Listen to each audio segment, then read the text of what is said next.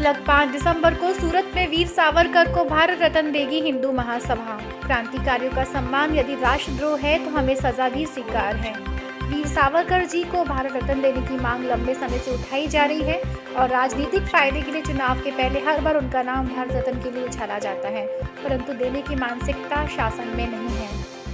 City press club पर आयोजित पत्रकार वार्ता में अखिल भारतीय हिंदू महासभा के राष्ट्रीय महासचिव देवेंद्र पांडे ने यह आरोप लगाते हुए कहा कि हिंदू महासभा द्वारा 5 दिसंबर को सूरत में एक कार्यक्रम किया जा रहा है, जिसमें 1.25 लाख लोगों की उपस्थिति में वीर सावरकर जी को भारत रत्न दिया जाएगा।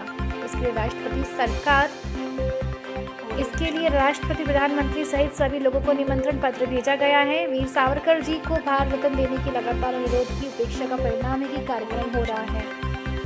भारत रत्न देने का अधिकार सिर्फ भारत सरकार को है, ये हम जानते हैं, और ये राष्ट्रद्रोह और अपराध है तो हम जेल भी जाने को तैयार हैं।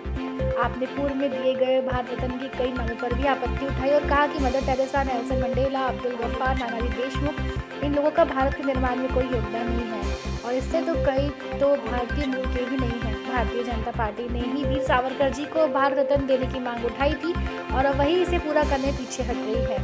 आपने कहा कि अभी तक भारत सरकार ने हमसे कोई संवाद नहीं करा है, हमें भरोसा है कि भारत सरकार इस विषय पर संज्ञान लेगी। पत्रकार वार्ता में मनीष चौहान सहित अखिल भारतीय हिंदू महासभा के पदाधिकारी उपस्थित थे। 2021 के पहले भारत सरकार वीर सावरकर जी को भारत रत्न दे, इस संबंध में हमारे राष्ट्रीय महामंत्री जी पत्रकार वार्ता लेंगे, श्री देवेंद्र पांडे जी।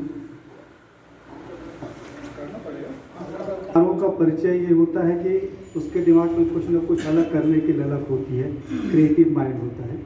पहले का पत्रकार जो था उसमें स्वतंत्रता की लड़ाई में उनसे ज़्यादा भूमिका थी जिन्होंने गोलियां चलाई।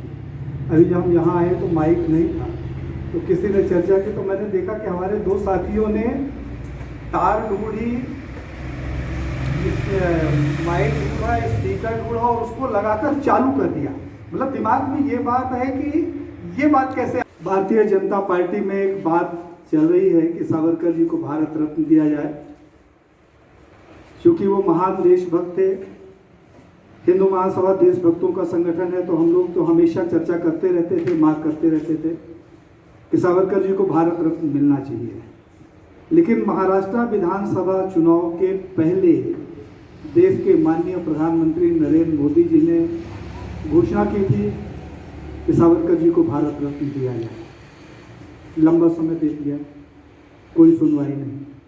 उत्तर प्रदेश का जैसे ही चुनाव सामने खड़ा दिखा तो आदरणीय राजनाथ सिंह जी ने फिर इस मुद्दे को गर्म किया कि सावरकर जी को भारत रत्न मिलना चाहिए।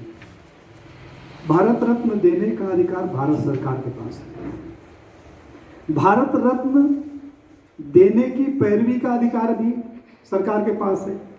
फिर ये बार बार मीडिया से ये क्यों कह रहे हैं कि सावरकर जी को भारत रत्न दिया जाना चाहिए, अर्थात देने की मंशा नहीं।